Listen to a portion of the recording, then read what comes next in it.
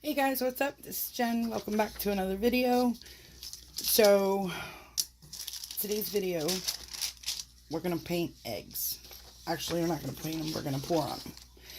So, for those of you who have seen my videos before, know that I love photo paper. It's 60 sheets for 15 bucks on Amazon. You got to get the high gloss waterproof one. And for experimenting or to be able to cut things out into shapes and whatnot, it's a really good product to have. So you're not burning through canvases, especially if you're testing mediums and ratios and whatnot. So for most of you who've seen my videos before, know that I like to repurpose everything that I possibly can. So if these look familiar, they should. It's the lid of a pizza box. So I went on Pinterest, I printed egg silhouettes, I cut them out.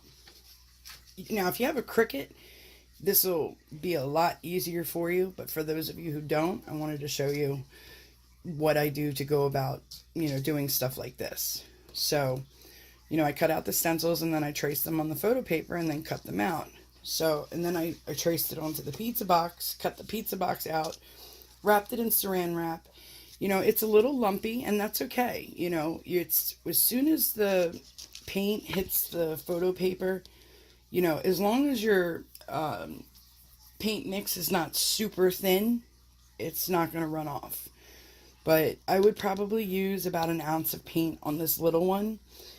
My strategy with paint amounts is I visualize a 4x4 tile. Every tile that I've done, I use a 1 ounce cup of paint. Like, you can get them on Amazon. It's like a measuring cup, or I'm sorry, a medicine cup.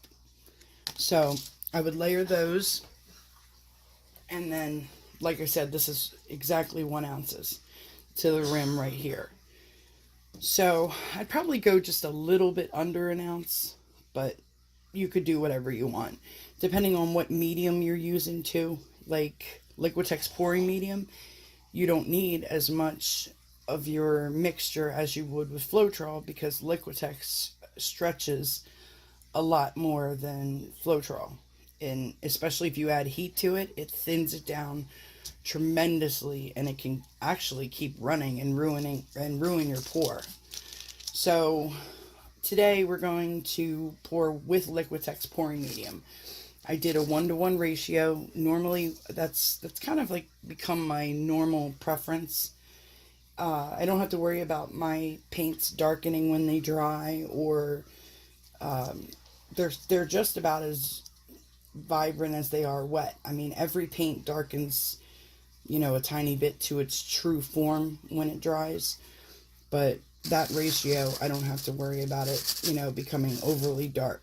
All right, so I've got a big egg, I got a medium egg, actually I had another one that's bigger than this, so I have like small, medium, and large.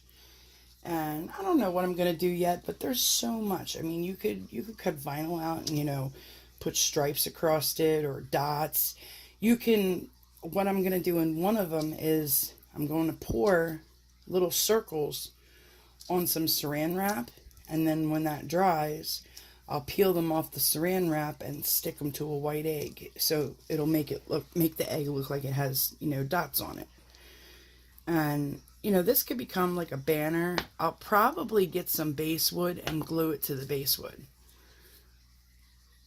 Who knows? I haven't, this was kind of like a spontaneous thing. I could have just cut the basswood out and poured on it, but I haven't totally decided what I'm going to do yet.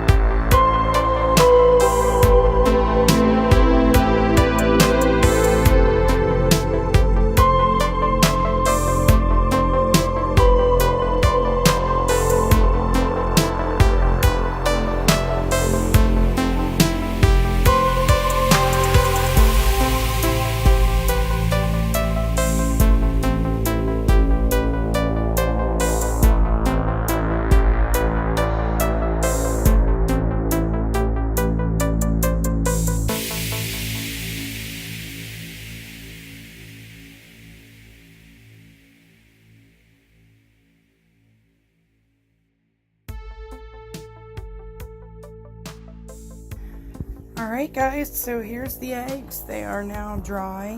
Sorry about my table being all messy. It's getting ready to get switched over here momentarily. But yeah, I had an issue with the neon blue. So I don't know if you can see it, but it's like gritty. And